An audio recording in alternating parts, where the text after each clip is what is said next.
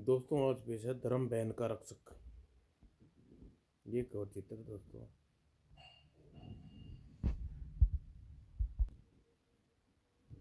एक बार विदर्भ देश के राजा सारंग सारमदेव शिकार खेलने के लिए कुलीन बन गए। अरे इस बियावान जंगल में लड़का क्या कर रहा है। सारंग सारंग देव लड़की को अपने साथ ले आए। पिताजी महाराज, ये लड़का कौन है बेटी? है तुम्हारा भाई ईश्वर देव है। एक इस बार राजा सारंग देव ईश्वर देव के साथ लेकर मार्कंडेय ऋषि के आश्रम में पहुंचे। मार्कंडेय ऋषि ने उन्हें बताया, सारंग देव, पिछले जन्म में तुम्हारे ईश्वर देव से 1000 स्वर्ण मुद्राएं उधार ली थी।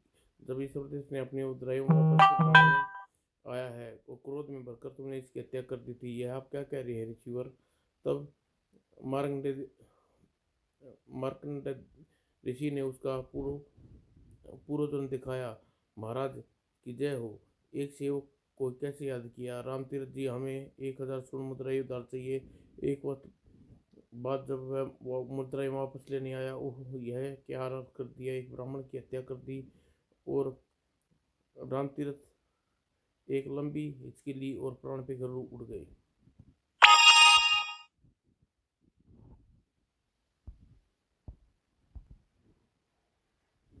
एक दिन ईश्वर देवराज के उद्यान में बैठा था। दो कबूतर कबूतर 2 माह पश्चात राज्य में अकाल पड़ने वाला है। वो यह बहुत बुरी खबर। कबूतर और कबूतरी तो उड़ गए, लेकिन ईश्वरदेव ने सोच में डाल गए, अकाल पड़ने पर सारे राज्य में तराई तराई मच जाएगी। मुझे समय रहते कोई उपाय करना चाहिए, वरना लोग भूखे पीछे मारे जाएंगे। ईश्वरदेव ने दूर दूर से अनाज मंगाकर भंडारों को इकट्ठा किया और नए जलाशय खुदवा कर पानी एकत्रित करवाया।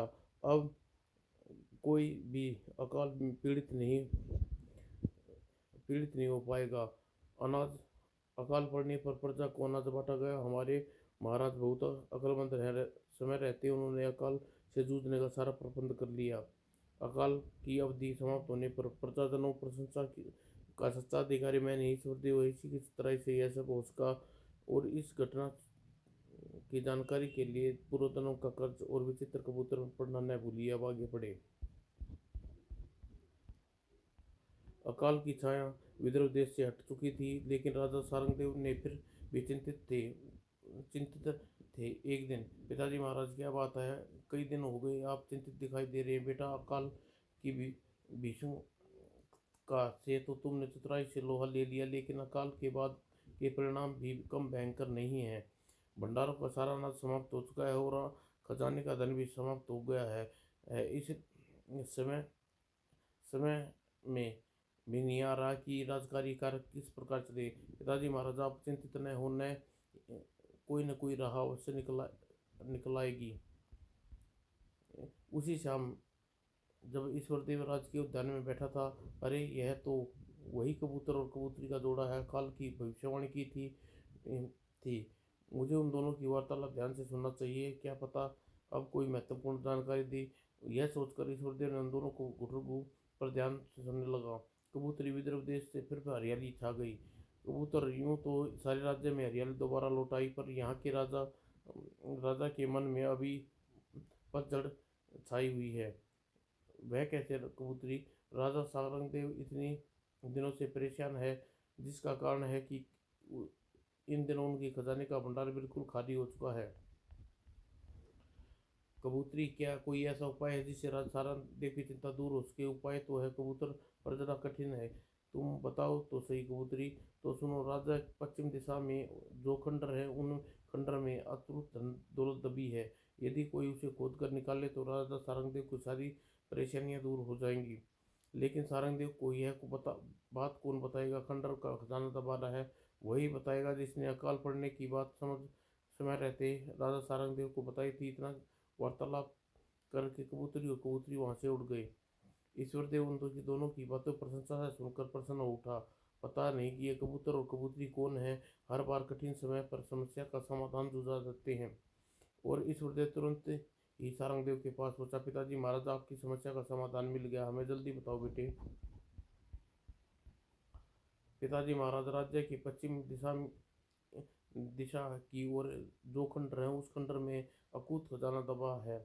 आप खजाने को खुदवा कर अपने खजाने में भर लीजिए, ऐसा करने से आपकी परेशानी मुक्त हो जाएंगे। आह, यह तो तुमने बहुत अच्छी खबर दी है बेटा। और सारंगदेव उसी समय मजदूरों के साथ लेकर पश्चिम दिशा की खंडरों की बाहर पहुंचे। पिताजी महाराज, यही है वह खंडर, हम अभी इस खंडर की खुदवाई करवाते हैं। और सारंगदेव का आदेश पाते ही मजदूरों ने खंडर की खुदाई के आरंभ कार्य में लगे और दोपहर होने तक खुदाई का कार्य चलता रहा। पश्चाताप लगता है इस स्थान पर कोई वस्तु दबी हुई है। और मजदूरों ने उस स्थान की खुदाई की तो आह, यह तो कोई दरवाजा है, लगता है दरवाजे के पीछे कोई ही खजाना छिपा है। मजदूरों ने प्रयत्न करके उस भारी दरवाजे को खोल दिया। आइए पिताजी महाराज, अंदर चलते हैं, चलो। और तब तो दोनों खजाने की सीढ़ियाँ, तहखाने की सीढ़ियाँ उतरने लगे और सीढ़ियाँ उतरने के एक कक्ष में पहुंचे। ओह, अद्भुत दृश्य है। हीरे जवाहरात से भरा कक्ष जगमगा रहा है। धन दौलत का इतना विशाल भंडार तो मैंने आज तक नहीं देखा। सारंगदेव के आदेश पर सारी दौलत राज्य के खजाने में पहुंचा दी गई। ईश्वर, तुम तो हमारे लिए साक्षात ईश्वर का अवतार हो। तु, तुमने तो बार बार हमें संकटों से निकाला है। पिताजी महाराज, मुझे मनुष्य ही बना रहने दीजिए, मुझे भगवान जैसा ऊंचा दर्जा न दीजिए। और तत्पश्चात प्रधानमंत्री जी, राज्य में आज प्रत्येक आदमी को 100 स्वर्ण मुद्रा के हिसाब से मुद्राएं विभाजित करा दो। जो आज्ञा महाराज। प्रधानमंत्री ने सिर दी। सारंगदेव की आज्ञा का पालन किया और सारंगदेव ने अपने राज्य में जगह जगह मुक्त जगह जगह मुफ्त भोजनालय बनवाए। वह कितना स्वादिष्ट खाना है और वह भी मुफ्त मिल रहा है। अब हमें मेहनत करने की खाने की आवश्यकता नहीं। यह देखते ही एक प्रधानमंत्री सारंगदेव से समझा, महाराज मुफ्त का खाना खाकर प्रजा के लोग आलसी होते जा रहे हैं, उन्हें इस प्रकार मुफ्त का भोजन न देकर कोई न कोई काम दिया जाए।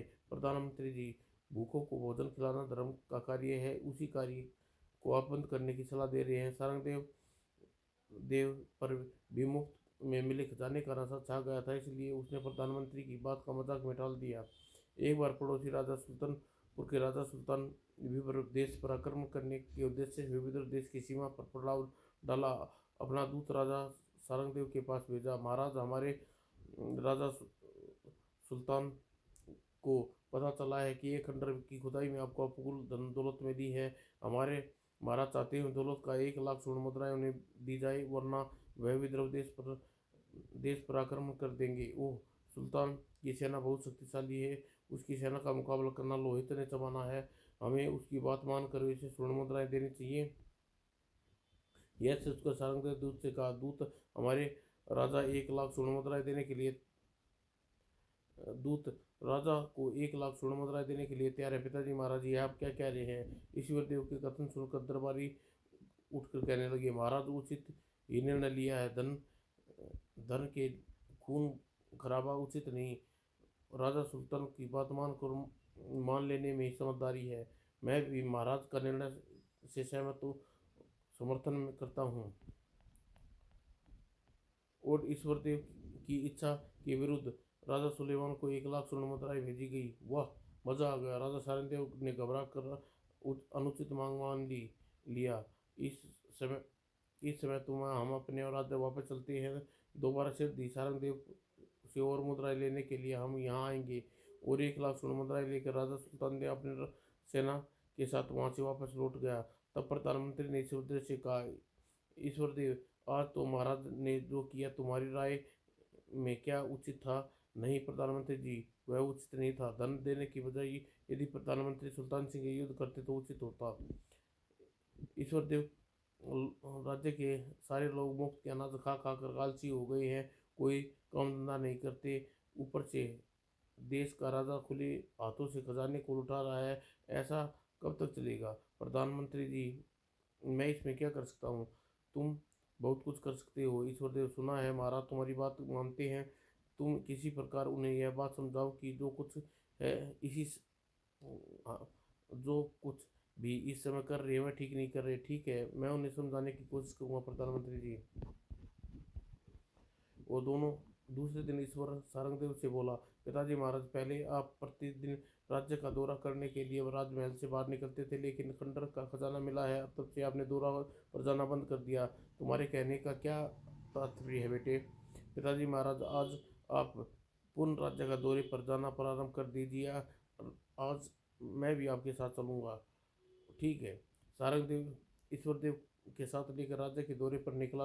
अभी कुछ ही दूर गए थे, ये लोग आपस में इस प्रकार क्यों लड़ रहे हैं? पिताजी महाराज, भोजन इन्हें मुफ्त में मिल जाता है, कोई काम धाम ये लोग कुछ करते नहीं, आपस में लड़ने के अलावा इनके पास काम क्या है? सारंगदेव सोच में पड़ गया। आगे जाने पर यहाँ पर इतने सारे पक्षी क्यों मरे पड़े हैं? मैं यह पूछ रहा हूँ, यह पक्षी कैसे मरे? पिताजी महाराज, आपके आदेश से इन पक्षियों को मुफ्त का दाना भी डाला जाता है। पिताजी महाराज, इन पक्षियों को शिकारी पक्षियों ने मारा है। शिकारी पक्षी को मालूम है कि उन्हें आहार रूपी पक्षी प्रतिदिन यहाँ दाना चुगने आते हैं। अगर ऐसी बात है तो इन पक्षियों को यहाँ दाना चुगने आते हैं, और जब शिकारी पक्षी मारने तो ये भागते क्यों नहीं? पिताजी महाराज, ये भागते तो हैं, लेकिन मुफ्त के दाने के लालच में इन्हें जबरदस्त है कि ये पुण्य यहाँ आ जाते हैं। ओह, तब हम कल से यह दाना डलवाना बंद कर देंगे। और दूसरे दिन सारंगदेव ने ईश्वरदेव के साथ नगर का भ्रमण करने निकले एक स्थान पर।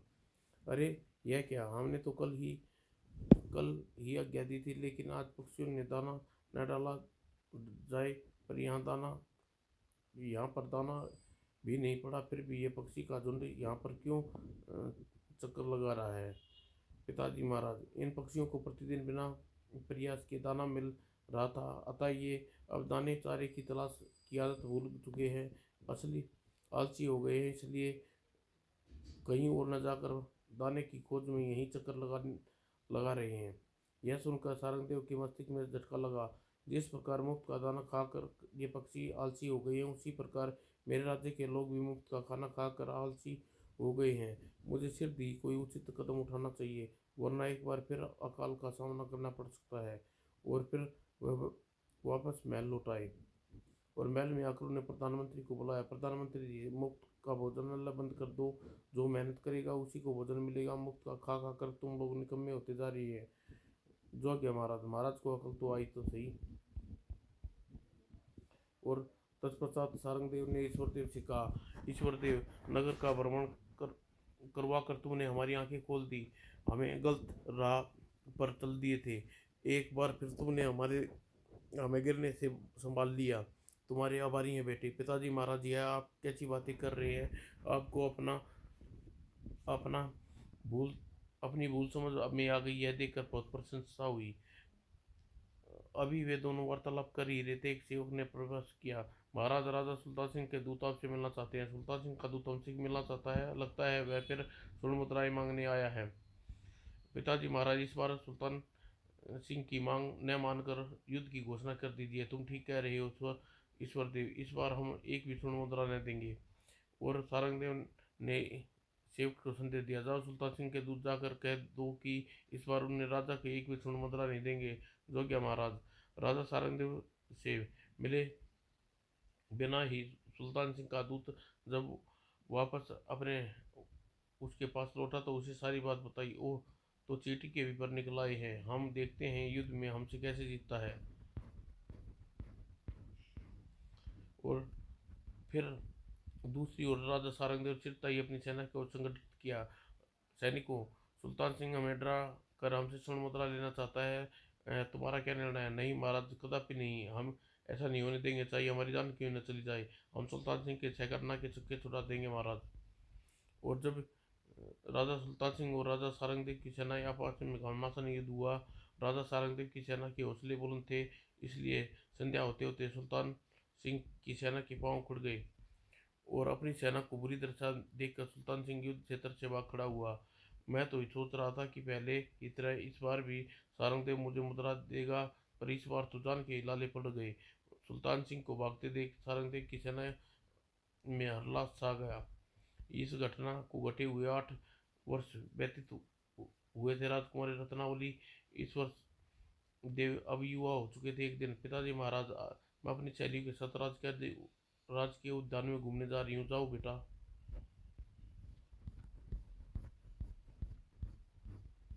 राजकुमारी रत्नावली अपनी सखियों के साथ राजकीय उद्यान में पहुंच गई। यह कैसी आवाज़ है? सारी पृथ्वी कांपने लगी है। तभी ये भयभीत तभी सब भयभीत खड़ी थी कि अरे, सामने से कोई दानव उड़ता हुआ इधर आ रहा है। ओह, यह तो बहुत भयंकर शोर ही उत्पन्न कर रहा है। वह दैत्य उड़ता हुआ रत्नावली के सामने पहुंचा। कौन हो तुम? मैं सकाल नाम का राक्षस हूँ। मेरे नाम से पृथ्वी कांपती है। लेकिन तुम यहाँ क्यों आए हो? यहाँ मैं तुम्हें लेने आया हूँ। तुम्हें अपने साथ ले जाकर तुमसे विवाह करूंगा। यह कहकर सकाल ने आगे बढ़कर रत्नावली की कलाई थाम ली, पकड़ ली। ओह, मेरा हाथ छोड़ दो। नहीं, अब इस हाथ को मैं जीवन भर नहीं छोड़ूंगा। कहते हुए सकाल ने रत्नावली को अपने कंधे पर लादा लिया और बचाओ और भयानक आवाज करता हुआ सकाल आकाश में उड़ने लगा। यह देख रत्नावली की सखियां चिल्ला उठी, अरे राजकुमारी, रत्नावली को राक्षस उठा ले गया। अब क्या होगा? अब वह राक्षस राजकुमारी को जीवित नहीं छोड़ेगा। उड़ता हुआ राक्षस सकाल सिर दी सखियों की दृष्टि से ओंझल हो गया। तब रोती बिलखती रत्नावली की सखियां राजमहल में वापस लौटी। महाराज, गजब हो गया। क्या हुआ? सुमित्रा, तुम इतनी घबराई हुई क्यों हो? महाराज, अनर्थ हो गया। राज के उद्यान में राजकुमारी रत्नावली को सकाल नाम का राक्षस उठा ले गया। क्या? यह खबर सुनते ही सारंगदेव बेहोश होकर भूमि पर गिर पड़े। जब उन्हें होश आया, बेटा ईश्वरदेव, रत्नावली के बिना जीवित नहीं रह सकूंगा। पिताजी, महाराज जी, मैं सब बातें जान चुका हूँ। आप चिंता न कीजिए। रत्नावली बहन की को सकाल से चुंगल से सिर दी ले आऊंगा। बेटा, अब तुम्हारा ही सहारा है। राक्षस से चुंगल से रत्नावली को किस प्रकार बचा लाओ। फूलों से नाजुक रत्नावली के राक्षस के चुंगल में न जाने क्या कष्ट उठाने पड़ रहे होंगे। पिताजी, महाराज, इस समय रत्नावली बहन की खोज में जा रहा हूँ। तब ने सारंगदेव के पैर छुए और ईश्वरदेव कक्ष से बाहर निकल गया। पिताजी, मैंने पिताजी महाराज से कह तो दिया, मैं रत्नावली बहन को ढूंढ कर सिर दी वापस ले आऊंगा, पर उसे ढूंढने की दशा में जाऊं मुझे तो यह भी नहीं पता सकाल राक्षस किस स्थान पर रहता है। चिंता में डूबा राजमहल की गलियारे से गुजर रहा था कि कबूतर कबूतरी की बात क्या, सारा नगर शोक में डूबा हुआ है। तुम्हें पता नहीं, कबूतर राजकुमारी रत्नावली को सयाल नाम का राक्षस उठा ले गया है। यह सुनते ही ये आवाज़ कहाँ से आ रही है? उसने दृष्टि ऊपर कबूतर और कबूतरी के जोड़े पड़ी। ओह, ये तो वही जोड़ा है। दो बार मुझे राज के उद्यान में मिल चुका है। और ईश्वर देव ने उन दोनों की वार्तालाप सुनने लगा। कबूतरी, तूने यह नहीं बहुत बुरी खबर सुनाई। रत्नावली का तो सकाल राक्षस कैद में बुरा हाल हो रहा होगा। उसकी जान का कोई को तो खतरा नहीं। कबूतरी, सकाल राजकुमारी रत्नावली को मारेगा नहीं। वह उससे विवाह करने की सोच रहा है और आज 7 दिन पश्चात वह अर्धरात्रि को रत्नावली के साथ विवाह करेगा। लेकिन 7 दिनों में रत्नावली सकाल राक्षस से कोई खतरा नहीं है। ओह, अगर सकाल ने रत्नावली को जबरदस्त विवाह कर लिया तो रत्नावली की जिंदगी धीरे धीरे नरक बन जाएगी। अगर कोई सकाल राक्षस को मौत के घाट उतार दे तो और रत्नावली की चुंगल से निकल सकती है। लेकिन कौन बहादुर सकाल को मारने की हिम्मत करेगा? कबूतरी की बात सुनकर ईश्वरदेव ने चुप न रहा गया। मैं जाऊंगा सकाल राक्षस को मौत के घाट उतारने। मेरी बहन का अपहरण किया है, मैं उस किसी भी हालत में जीवित नहीं छोड़ूंगा। उसकी आवाज़ सुनकर कबूतर और कबूतरी चुप हो गई और ईश्वरदेव ने उन दोनों से पूछा, कबूतर और कबूतरी के रूप में तुम दोनों कौन हो और तुम दोनों हमेशा विदर्भ देश के की ही बातें करते रहते हो? क्या मुझे अपने बारे में कुछ बताओगे? ईश्वरदेव की बात सुनकर कबूतर ने जवाब दिया, भाई, हम दोनों इस राज्य के सुख और समृद्धि हैं। हम दोनों हमेशा कबूतर और कबूतरी के रूप में विदर्भ देश में घूमकर निरीक्षण करते रहते हैं। जब विदर्भ देश पर कोई संकट आता है तो हम दोनों उसके बारे में इसलिए आपस में वार्तालाप करते हैं ताकि ताकि हमारी वार्तालाप सुनकर तुम जैसे कोई साहसी युवक विद्रोह देश पे उस संकट का छुटकारा दिलाए। आज हमने जानबूझकर ही राजकुमार रत्नावली के बारे में बात कर रहे थे कि तुमने हमारी बात सुन सको। ओह, तो यह बात है। तुम तभी तो कहूँ कि कबूतर और कबूतरी साधारण जीव नहीं है। कुछ सोचकर उसने कबूतरी से कहा, तुम इस देश की समृद्धि हो और कुछ देर पहले भी तुम सुख को बता रही थी। यदि कोई सकाल राक्षस को मार दे तो राजकुमारी रत्नावली के चुंगल से निकल सकती है। क्या तुम मुझे बताओ कि सकाल राक्षस को किस प्रकार मारा जा सकता है, वह कहाँ कहाँ रहता है। यह सुनकर कबूतरी बोली, ईश्वर देव, मैं जानती हूँ कि तुम पहले भी 2 बार विदर्भ देश के संकट के बादल को हटाया है। इस बार भी विदर्भ देश पर आए संकट को तुम हटा सकते हो, इसलिए मेरी बात ध्यान से सुनो। यहाँ से 200 कोस दूरी पर गोकुंडा नाम वन है। उस वन में प्रतिदिन आधी रात के बाद कदम के पेड़ के नीचे रानी चंचल परी अपनी सखियों के साथ चांदी के रथ पर बैठकर आती है। वह सुबह होने से पहले त्रिलोक वापस चली जाती है। चंचल परी का प्रण है कि वह प्रतिदिन एक आदमी का भला करती है। यदि तुम उस प्रकार चंचल परी के पास पहुंच जाओ तो वह सकाल राक्षस को मारने का उपाय भी बता सकती है और और रहने का स्थान भी बता सकती है। तुम ठीक ठीक है, तब मैं गोलकुंडा वन में अवश्य जाऊंगा। इस ईश्वर देव, गोलकुंडा वन में जाना सरल कार्य नहीं है। इस वन में रात गहरा अंधकार छाया रहता है और असंख्य विषधर श्राप होते हैं। वो तब मैं गोलका वन में किस प्रकार पहुंच पाऊंगा। तब कबूतरी कबूतर ईश्वर देव से बोला, ईश्वर देव, तुम साहसी आदमी हो, इसलिए तुम्हें एक ऐसा हीरा देता हूँ जिससे दूध या प्रकाश की किरणें निकलेंगी और हीरे के प्रकाश की रोशनी में अंधेरे में भी आसानी से देख सकते हो। इतना कहकर कबूतर ने चोंच से एक हीरा निकला और ईश्वर देव को दे दिया। और तत्पश्चात कबूतर अपनी चोंच से दूसरा हीरा उगला। इस हीरे में के आगे आग की किरणें निकलती रहती है। इस हीरे से निकली आग की किरणें के कारण गोलकुंडा में वन में जितने जहरीले विषधर हैं जलकर राख हो जाएंगे। यदि लेकिन यदि ले, लेकिन यदि ऐसा है तो हीरे से निकलने वाली आग की किरणें से मैं जलकर भस्म हो जाऊंगा। डरो नहीं ईश्वर, अपने स्वामी को यह हीरा नुकसान नहीं पहुंचाता। तब ईश्वर देव ने हीरा और कबूतरी से ले लिया।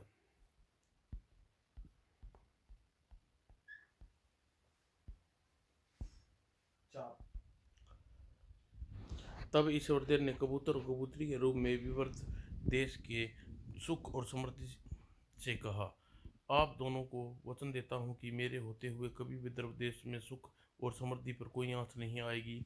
आप गोलकुंडा वन का प्रस्थान कर लूँगा।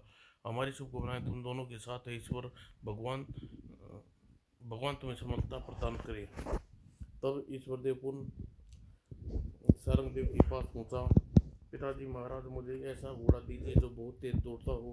बेटे, अस्तबल में पवन नाम का एक घोड़ा है, वह 100 मील की दूरी 1 घंटे में तय कर लेता है। तुम उसे ले जाओ, पर तुम घोड़े को लेकर कहाँ जाओगे।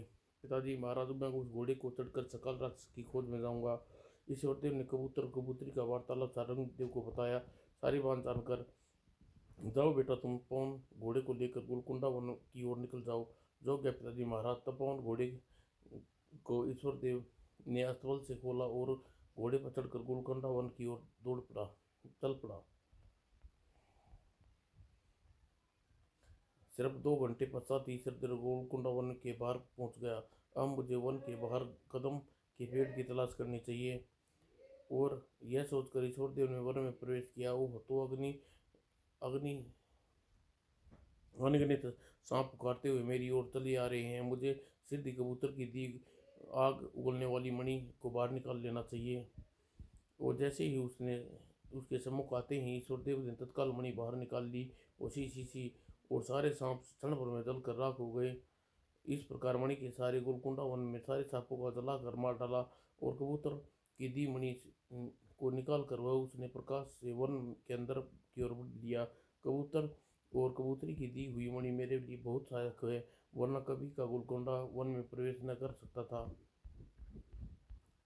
बहुत खोजबीन करने के पश्चात ईश्वर देव को कदम मिल गया। इस पेड़ के ऊपर चढ़कर चंचल परी के आने की प्रतीक्षा करनी होगी। वह घोड़े को एक पेड़ से बांधकर स्वयं कदम के पेड़ पर चढ़ गया। ईश्वर देव घोड़े पेड़ पर बैठा आधी रात होने की प्रतीक्षा करने लगा। आधी रात बीती। ओह, यह कैसा अद्भुत दृश्य है। चांदी की सीढ़ियों पर चांदी के रथ दौड़ा चला आ रहा है। इसी रथ में चंचल परी अपनी सखियों के साथ बैठी है और कुछ देर बाद चांदी की रथ कदम के पेड़ के नीचे उतर कर रुका। चंचल परी ने अपनी सखियों के साथ रथ के नीचे उतरी और नीचे उतर कर आश्चर्यजनक परिवर्तन हो गया। वह चंचल परी क्या ठाट बाट है, पल भर में जंगल में मंगल हो गया है। अब मुझे चंचल परी के पास चलकर अपनी विपदा बतानी चाहिए। और यह सोचकर वह दम से नीचे नीचे पीछे कालीन पर आकर गिरा। तुम कौन हो? लगता है तुम बहुत दुखी हो। हमें से अपनी विपदा के बारे में विस्तार से बताओ। चंचल परी, मैं एक मुसीबत में फंसी अपनी बहन का अभागा भाई हूँ। अपने सहायता पाने के उद्देश्य से यहाँ आया हूँ। तब ईश्वर देव ने चंचल परी को साकाल राक्षस के बारे में सारी बात बताई। सारी बात जानकर ईश्वर देव सकाल राक्षस से मैं भी बदला लेना चाहती हूँ। 1 महीने पहले मेरी बहन निर्मला परी को मार कर खा गया था। तब से मैं तुम्हारी तरह उससे बदले की आग में जल रही हूँ। तुम्हारी सहायता अवश्य करूंगी चंचल परी। मैं जल्दी उस राक्षस के पास पहुँच कर अब उसका काम तमाम कर देना चाहता हूँ। ईश्वर देव, पहले ध्यान से लगा कर देखती हूँ कि सकाल राक्षस की कैद में राजकुमारी रत्नावली किस प्रकार रह रही है। उसके पश्चात ही तुम्हें कोई जादू की चीज़ें दूंगी जिससे तुम सकाल राक्षसी पर विजय प्राप्त कर सको। ठीक है चंचल परी जी। वह चंचल परी ने आंखें मूंद कर ध्यान मुद्रा में बैठी। ओह राजकुमारी रत्नावली, तो आज सकाल राक्षस के जादुई नींद सुला रखा है। चंचल परी ने ईश्वर देव को सारी बात बताई और एक जादुई कालीन दिया। सकाल राक्षस यहाँ से 7 समुद्र पार एक दुर्लभ गली में रहता है। इस कालीन पर बैठकर तुम उड़कर 7 समुद्र पार आसानी से कर सकते हो। तत्पश्चात चंचल परी ने एक तलवार दी। ईश्वर देव, इस सकाल राक्षस के महल में एक सरोवर है जिसके बीचों बीच एक बट वृक्ष का पेड़ है। पेड़ के तने में एक डिबिया रखी है। डिबिया में एक एक डोर बंधी है। उस डोर में सकाल राक्षस का जीवन है। उस डोर को खींचकर तोड़ देने से सकाल राक्षस मार सकता है। यह जादुई तलवार तुम्हारी रक्षा करेगी। तलवार के रहते तुम सकाल राक्षस तुम्हारा कुछ भी नहीं बिगाड़ सकता। सब सबसे अंत में चंचल ऋषि ने उसे जादू की छड़ी दी। रत्नावली को जादुई नींद तुम इस छड़ी के शरीर पर स्पर्श करते ही टूट जाएगी। चंचल परी, मैं तुम्हारा आभारी हूँ। तुम्हें ये जादुई वस्तु देकर मुझ पर बहुत बड़ा उपकार किया है। ईश्वर देव उस समय जादुई कालीन पर कोला और उस घोड़े के साथ कालीन पर खड़ा हो गया। तत्पश्चात जादुई कालीन हमें जल्दी से उड़ाकर 7 समुद्र पार सकाल राक्षस के महल ले चल। और इतना भर कहने की देर थी, जादू कालीन आकाश में उड़ने लगा और जल्दी ही कालीन 7 समुद्र पार कर लिए। कैसा रोमांचक दृश्य है। तत्पश्चात उड़ता हुआ वह कालीन सकाल राक्षस के महल के आंगन में उतरा। अब मुझे महल के अंदर चलना चाहिए। ईश्वर देव ने जादुई कालीन लपेट कर पवन के घोड़े की पीठ पर रख दिया और जैसे ही वह आगे कदम बढ़ाना चाहा, गड़गड़ा शाट शाट लगता है सकाल राक्षस कहीं से महल महल में वापस लौट रहा है। और दूसरे ही क्षण धड़धड़ाता हुआ सकाल राक्षस आकाश से ईश्वर देव के सामने उतरा। कौन हो तुम? तुम्हारी मौत हूँ सकाल। हा हा, तू आदमी, अदना सा आदमी, भला मुझे क्या मारेगा? कहते हुए सकाल ने अपनी खड़ग का वार ईश्वर देव पर किया। लेकिन ओह, यह क्या! मेरी खड़ग का वार इसने अपनी तलवार पर रोक लिया। आज तक मेरी खड़ग का वार खाली नहीं गया। लगता है यह आदमी कोई जादू जानता है। और तब राक्षस क्रोध से पुकारते हुए सकाल राक्षस ने हाथ में पकड़े युग को उछाल फेंका। अब देखता हूँ कि तू मेरे चुंगल से कैसे बचता है। युग तेजी से पृथ्वी पर गिरा और गिरते ही बेहोश हो गया। और तब सकाल राक्षस ईश्वर पर घमासान युद्ध होने लगा। मुझे सकाल से युद्ध करते करते सरोवर पर चलना चाहिए और अवसर पाते ही सरोवर के तट पर बने पेड़ पर छलांग लगाने उतार लाऊंगा।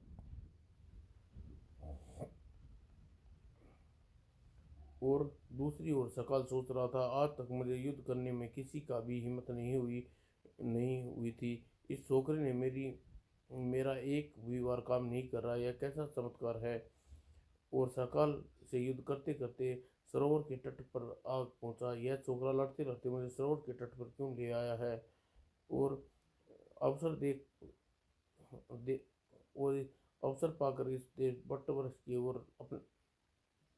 ओर एक लंबी छलांग लगाई और दौड़ दौड़ पड़ा। देख, अरे पेड़ की तरफ क्यों जा रहा है? वापस आ, वरना जिंदा चबा जाऊंगा।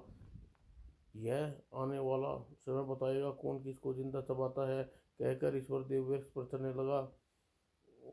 अब वह डबिया, अब मुझे क्षण भर न सोच विचार कर डबिया अधिकार में कर लेनी चाहिए। और ईश्वर देव ने तेजी से सरक कर डबिया उठा ली। ओह, तो इस छोकरे ने तो पेड़ पर रखी मेरी डबिया को उठा लिया, जिसमें मेरी मौत कैद है। कहीं ये मेरी मृत्यु का रहस्य तो पता नहीं चल गया। और तभी सकाल यह सोच ही रहा था कि सकाल, तेरे जीवन की घड़ियां समाप्त हो चुकी है, अब तू मरने के लिए तैयार हो जा। नहीं मेरे भाई, मुझे ऐसा अनर्थ न करना। तुम यह डबिया मुझे दे दो, और मुझे डबिया के बदले मैं तुम्हें सब कुछ देने के लिए तैयार हूँ। सकाल, मुझे कुछ नहीं चाहिए, बस अब तेरी जान और तलवार तलबगार हूँ। आज तूने अनगिनत मनुष्यों की जान दी हैं, उस निर्दोष जानों के बदले अब मैं तेरी जान लूंगा। नहीं नहीं, ऐसा गजब नहीं करना। सकाल गिड़गिड़ाता रहा। और ईश्वर देव पर ईश्वर देव पर कोई असर नहीं हुआ। उसने डिबिया में बंदी डोर को खींच लिया। जैसे ही करते ही आह, मेरा मेरी सांस घुटी जा रही है। सकाल, मौत के मुंह में जाते हुए तुम्हें कैसा प्रतीत हो रहा है यह, इस बारे में मुझे बताओ। भाई, तुम कौन हो? मुझे मारने पर क्यों आमादा हो? तो सुन, जिस राजकुमारी रत्नावली का विवर दर से उठा कर लाया, मैं रत्नावली का भाई हूँ, तेरी कैद से छुड़ाने आया हूँ। ओह, तुम रत्नावली के भाई हो? हाँ, मैं रत्नावली का भाई हूँ, जिसके साथ जबरदस्ती ब्याह करना चाहता है। भाई, मैंने तुम्हारी बहन को छोड़ दूंगा, बदले में तुम थोड़ा सा रहम करो, मुझे डबिया मुझे दे दो। सकाल, तुम रत्नावली को मुझे दोगे, इससे समस्या का हल थोड़ी ही हो जाएगी। मेरी बहन को छोड़कर कल कल तुम किसी और रत्नावली को पकड़ लाओगे, इसलिए मृत्युदंड तुम्हारे लिए वर्जित है। तुम्हारे मरने की मेरी समस्या का निवारण हो सकता है। नहीं भाई, नहीं, मुझे मत मारो, मुझ पर दया करो। तभी ईश्वरदेव ने एक उसकी एक न सुनी और डबिया में बंधी हुई डोर तोड़ दी। आ और सकाल बुरी तरह डकारता हुआ जो भूमि पर गिर पड़ा और कुछ देर छटपटाने के बाद मर गया। यह देख ईश्वरदेव ने चैन की सांस ली। चलो, निशाचर से पीछा छूटा, अब मुझे इस पेड़ से उतरना चाहिए। वह सोचकर तट पर छलांग लगाने के लिए तने पर खड़ा हो गया और अगली पर सरोवर के तट पर था। पता नहीं यह युग का क्या हाल होगा, जिसे सकाल पृथ्वी पर गिरा दिया था। और ईश्वरदेव ने जल्दी ही वहां पहुंचा। युग बेहोश युग को चंचल परी की दी हुई छड़ी से युग के स्पर्श किया और आंखें खोल दिया। मैं कहूँ, तुम राक्षस राक्षस तुम सकाल राक्षस के महल में हो। यह सुनते ही युवक धरती से उठकर बैठ गया और मुंह पीला से पड़ गया। क्या तुम सकाल के ही आदमी हो क्या? अब सकाल से डरो नहीं, राक्षस को मैंने मार दिया है। हाँ, सच कह रहे हो, लेकिन तुम कौन हो और तुम सकाल राक्षस के पंजे में कैसे फंस गए? मैं हरिया राज्य का राजकुमार गजराज हूँ। आज जब मैं अपने महल में उद्यान में घूम रहा था, तो अचानक ही धड़कता हुआ सकाल राक्षस मेरे सामने आ खड़ा हुआ और मुझे पलक झपकते ही मुझे अपनी मुट्ठी में कैद कर कर यहाँ ले आया। लेकिन वह तुम्हें पकड़ कर यहाँ क्यों ले आया? क्या तुम्हारी उससे कोई दुश्मनी थी? नहीं, उसने मुझसे कोई दुश्मनी नहीं थी। सकाल प्रतिदिन भोजन में 5 मनुष्य को मार कर खाता है। शायद वो मुझे मार कर खाने के उद्देश्य से पकड़ कर लाया था। आपने उचित समय पर आकर मेरी जान बचा ली, वरना कब का सकाल राक्षस मुझे उधर में अदर अस्त हो चुका होता। बचाने वाला मैं कौन होता हूँ? वह तो भगवान है युवराज। लेकिन आप सकाल राक्षस के किस उद्देश्य से आए थे? सकाल राक्षस मेरी बहन राजकुमारी रत्नावली को उठाकर लाया था। मैं अपनी बहन की खोज में यहाँ आया हूँ। कहाँ है आपकी बहन? इसी महल में किसी कक्ष में कैदी है, आओ चलकर खोजते हैं। दोनों रत्नावली की तलाश में महल के अंदर चले गए। महल में घूमते हुए कुछ समय पचास एक कक्ष में जहाँ राजकुमारी रत्नावली गहरी नींद सोई हुई थी। क्या यही आपकी बहन है? हाँ, यही मेरी बहन रत्नावली है। अभी इसे होश में लाता हूँ। ओह, रत्नावली तो बहुत सुंदर है। अगर यह मेरा विवाह हो जाए तो कैसा रहे? ईश्वर ने आगे बढ़कर जादुई छड़ी रत्नावली के शरीर पर स्पर्श करा दिया। रत्नावली की नींद टूट गई। भैया, आप यहाँ क्यों आए क्यों आ गए? भैया, सकाल राक्षस बहुत क्रूर है, वह आपको भी मार डालेगा। बहन, मुझे क्या मारेगा? मैंने उसे मौत की घाट उतार दिया है। क्या सच? हाँ रत्नावली, उठो, अपने राज्य की ओर चलना है। तभी ईश्वरदेव के कथन पर रत्नावली पलंग से नीचे उतरी। तभी उसकी दृष्टि राजकुमार गजराज पर पड़ी। ओह, ये कौन सुंदर युवक है। ऐसा सुंदर युवक मैंने आज तक नहीं देखा। लगता है रत्नावली बहन को युवराज गजराज एक दूसरे को प्रेम जाल में कैद हो गए हैं। तब ईश्वरदेव ने दोनों को आपस में परिचय कराया। तत्पश्चात चलो यहाँ से चलना चाहिए। आप ठीक कह रहे हैं। तीनों महल से निकल कर आ गए और जब ईश्वरदेव का घोड़ा बंधा हुआ था तब घोड़े की पीठ से ईश्वरदेव ने जादुई कालीन उतारा और उसे फैलाकर अपने सबको कालीन पर खड़े होने का कहा। पता जादुई कालीन से हम सबको कुंडा में ले चलो। और ईश्वर का आदेश पाते ही जादुई कालीन गोलकुंडा के वन की ओर उड़ चला। खून के रिश्ते दोस्तों।